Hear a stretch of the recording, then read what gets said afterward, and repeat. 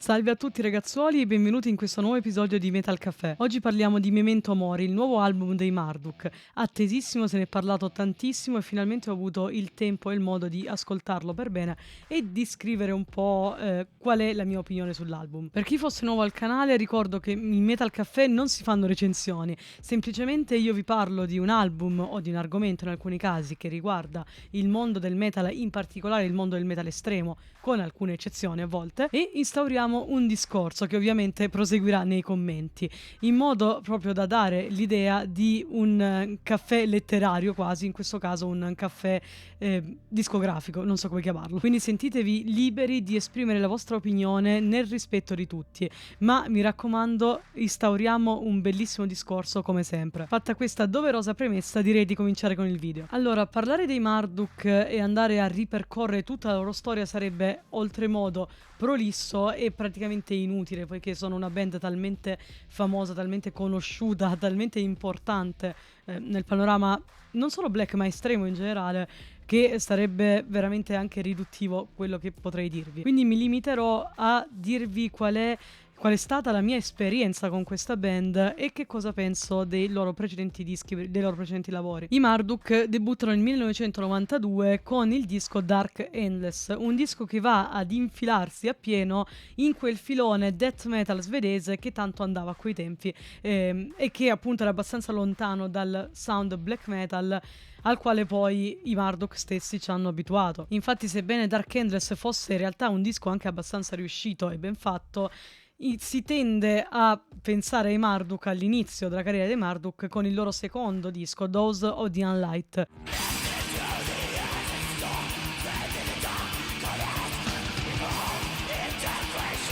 Dose of the Unlight rientra sicuramente tra i miei ascolti preferiti, non solo per quanto riguarda i Marduk in sé, ma anche per quanto riguarda quello specifico filone del black metal, quindi quel black metal che siamo abituati oggi a chiamare svedese, appunto, proprio grazie a loro in realtà, che va a ricalcare delle atmosfere molto più veloci, molto più potenti di altri filoni del black metal, che va appunto ad opporsi quasi a quel black metal più norvegese, quindi più atmosferico. Diciamo che è una scuola quasi opposta. Comunemente si tende a pensare ai Marduk come una band che in vita sua ha sperimentato poco o nulla, che sia stata sempre ferma su quegli stilemi e che abbia campato quasi di rendita, no, per questi 30 anni. Ma in realtà non è così. Fondamentalmente i Marduk credo siano una delle band che in realtà ha più sperimentato nel corso della loro carriera, pur rimanendo sempre ancorati a un certo tipo di velocità, di dinamiche, tranne per un caso in particolare che vedremo dopo. Per quanto mi riguarda, considero i Marduk aventi due sacre triadi, no, di lavori della loro discografia. La prima è quella che comunemente viene associata appunto a quest'epoca d'oro che hanno avuto, che sarebbe quella formata da Opus Nocturne, Eventual Burn e Nightwing, quindi i tre sacri lavori dei Marduk, della prima epoca dei Marduk.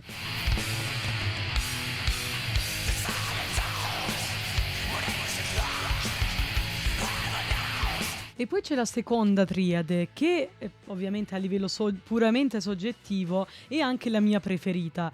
Si parla di capolavori del calibro di Plague Angel, Rom 512 e Wormwood. In particolare Wormwood, a mio parere, è stato il punto più alto raggiunto da loro, proprio per quanto riguarda la sperimentazione, dicevo prima, questo suono così contorto che andava ad innescarsi e a contrapporsi al loro tipico sound, che comunque rimaneva invariato, un qualcosa di assurdo, allucinante, che fino alla fine ti porta in questo vortice stranissimo da cui ne esci veramente sfatto.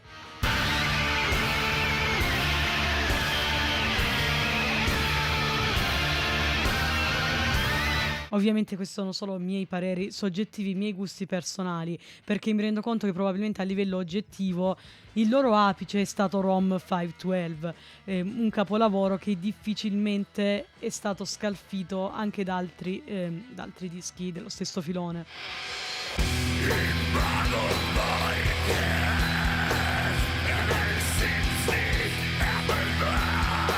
e proprio per questa loro voglia di sperimentarsi e di rinnovarsi sempre di più tra i vari cambi di formazione, anche non li cito perché sarebbero innumerevoli cambi di formazione che hanno avuto nel corso della loro storia musicale, la loro carriera musicale, ma è stato proprio quello che secondo me ha portato poi a una fase di depressione, non so come chiamarla, una fase di delusione per quanto riguarda i fan dei Marduk, che in realtà, sempre a mio parere, è un po' esagerata dai fan e non fan. Secondo me l'unico loro punto debole in tutta la discografia, proprio l'unico capitolo che ha veramente deluso è stato la Grand Dance Macabre. Quello è veramente un disco noioso, piatto, con dei riff molto banali, molto semplici, ma anche ripetuti poi nel corso delle varie canzoni, un esperimento fallito. Però anche lì hanno provato a sperimentare qualcosa di nuovo, non gli è riuscito, però poi si sono ampiamente riscattati, quindi a me dispiace sempre quando dicono che i Marduk fanno sempre la stessa musica o che i Marduk hanno passato questo periodo in cui sono spariti, in cui non si sentiva più il loro tipico sound.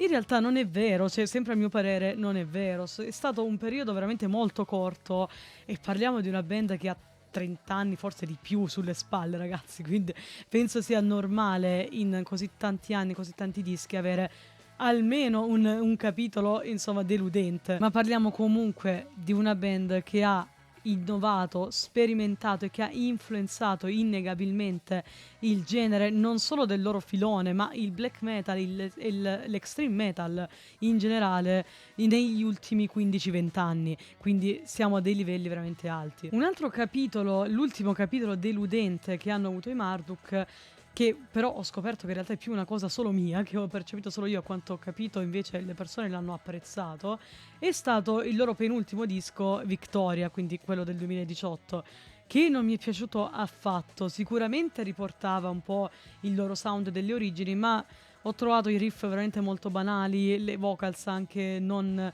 eccelse, non metricamente eccelse, qualcosa di un po' scontato, quindi non mi è piaciuto per niente. Ero perciò quindi molto curiosa e molto speranzosa soprattutto di quello che sarebbe stato il nuovo Memento Mori, che già dalla copertina mi aveva conquistato, vi dico la verità, la copertina la trovo spettacolare, bellissima, e quindi non vedevo l'ora di ascoltarlo.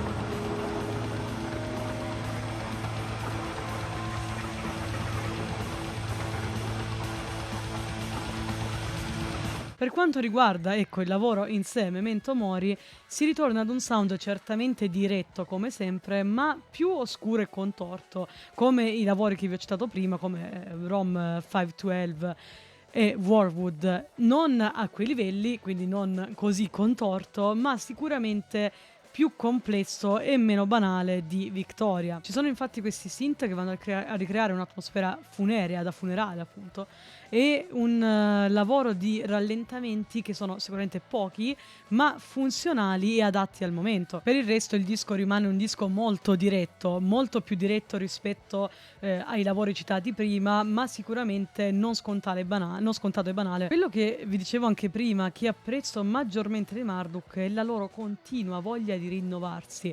Tra tutti i vari cambi non solo di stile, pur rimanendo fedeli a quel tipico sound black metal svedese che hanno tra virgolette inventato loro e che si portano dietro da Dose of the Unlight, quindi parliamo di anni e anni fa, ma anche questi loro continui cambi di formazione che, se molto spesso equivale a un suicidio praticamente per le band, nel loro caso significa sempre o quasi sempre un ritorno, un rinascere dalle ceneri. In questo disco poi ci sono tanti richiami al tipico sound dei Funeral Mist.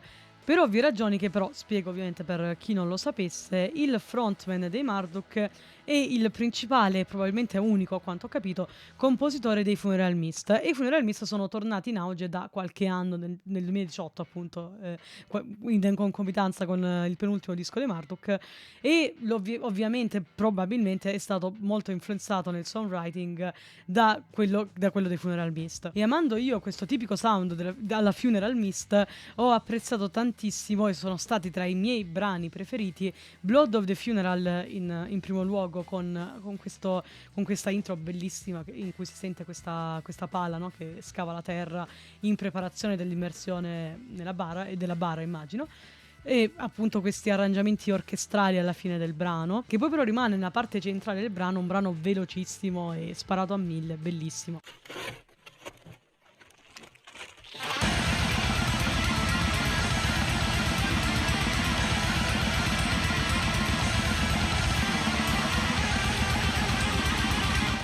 E un altro brano che ho amato molto è stato Shovel Beast Nights, proprio per questo rimando ai Funeral Mist, con queste campane suonate a morto e questo intro in Scream quasi parlato, non so se possiamo definirla così, questo discorso in Scream. Has it dawned on you yet? Has it dawned on you yet? Has it dawned on you yet? Has it dawned on you yet? Have you begun to grasp? Begun to grasp? Intendiamoci, non che le altre tracce a mio parere siano da meno, a partire dalle title track, questo disco, questi brani riportano in auge i Marduk con un sound certamente più elaborato, più complesso, più ricercato, ma sempre fortemente ancorato alla velocità e alla violenza come loro tipico marchio di fabbrica. Per quanto mi riguarda, questo disco mi è piaciuto molto, l'ho apprezzato veramente tanto e sono stata felicissima che abbiano abbandonato un po' quel minimalismo che avevano intrapreso con il disco Victoria. Sì, sicuramente ben fatto, ma a mio parere troppo poco per una band di questo calibro, e siano insomma ritornati a un sound più complesso e più variegato. Ma allo stesso tempo non credo che abbiamo di fronte un nuovo disco, un nuovo capolavoro alla ROM 512, alla Opus Nocturne, tutte le varie vette altissime toccate dai Marduk nel passato. Però sono fiduciosa perché questo è un buonissimo ricominciare da capo, quindi cercare di raggiungere probabilmente quelle vette e chissà che magari nei prossimi anni, speriamo, non ci regalino un altro capolavoro di quel genere lì, di quel calibro lì. Sicuramente però Memento Mori, a mio parere, riesce comunque ad emergere nella massa di dischi black metal di questo genere, di questo tipo, di questo filone, usciti quest'anno, e a proporre un punto di incontro tra vecchio e nuovo. Ora ovviamente voglio sapere che cosa ne pensate voi, scrivetemi nei commenti che cosa ne pensate, insomma, di quello che ho detto, del disco in sé ovviamente, e se avete apprezzato quest'album e cosa pensate in generale magari dei Marduk. Quello che volete, scrivete quello che volete e instauriamo un discorso che sia costruttivo e mai distruttivo. Io vi ringrazio per essere arrivati fino a qui, vi invito ad iscrivervi al canale qualora voleste rimanere aggiornati sul mondo del metal estremo e su quello che riguarda la nostra musica, e a lasciare un mi piace ovviamente se vi è piaciuto il video, e ancora una volta a commentare. Noi ci rivediamo prestissimo con un nuovissimo video e un nuovissimo format. Lead the fire!